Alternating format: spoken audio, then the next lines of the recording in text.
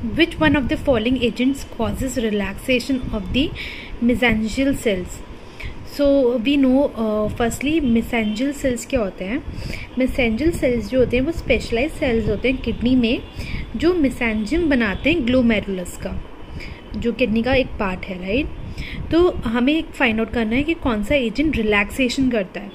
तो firstly histamine. तो histamine जो होता है वो कॉन्ट्रैक्ट करता है मेसेंजर सेल को, वेरएज थ्रोम्बैक्सिन A2 जो होता है वो जीन होती है, gene it causes the vasoconstriction which get activated at the time of the tissue injury or the inflammation. Third option is norepinephrine, ये भी vasoconstriction करता है. And fourth option is dopamine. So dopamine क्या करता है, it causes a rapid reduction in the wrinkling of the surface of the cell. तो हमारा angiotensin 2 होता है इस केस में, वो करता है रिंकलिंग कर देता है या फिर कॉन्स्ट्रिक्शन कर देता है सेल्स की, मेसेंजियल सेल्स की जो प्रेजेंट होते हैं किडनी पे. बट डोपामाइन क्या करता है, उसके इफेक्ट को कैंसिल आउट कर देता है एंड देन वो रिलैक्स कर देता है मेसेंजियल सेल्स को. So answer is fourth, dopamine.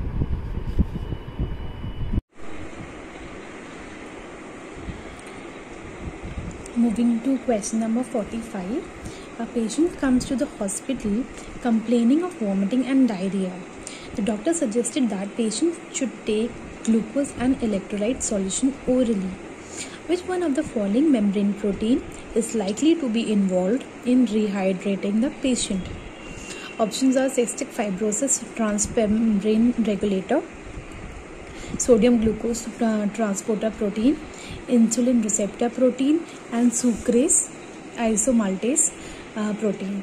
So we know that cystic fibrosis transmembrane regulator is actually involved in the movement of the chloride ions. It's not involved in the sodium ions or something like that, glucose. Second is sodium glucose transporter protein. So this is the actually transporter protein which is involved in rehydrating the patient's. Why? Because we know there is a sodium glucose pump in our body, and sodium is positively charged, right?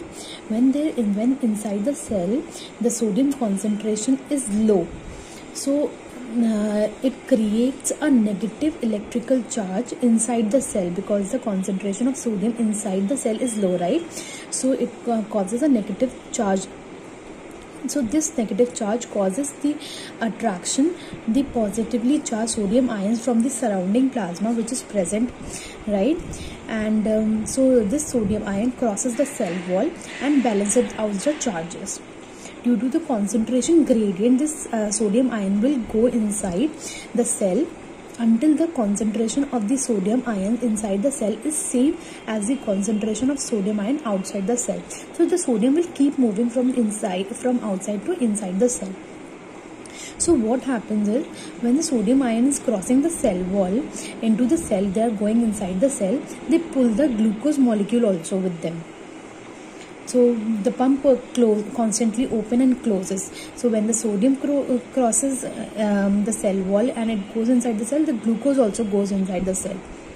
And glucose is required for what? Glucose is required for the energy, right? You know the glucose pathway, so it's required for the energy. It's break down into the ATP. And third, so this sodium glucose transporter protein is very important in rehydrating the patient. It's very important in the vomiting and the diarrhea. And the third is insulin receptor protein, which is not involved in the vomiting or the diarrhea, you know, right? And sucrase isomaltase protein is involved in the breakdown of the sucrase and the isomaltase. So this is a very nice question.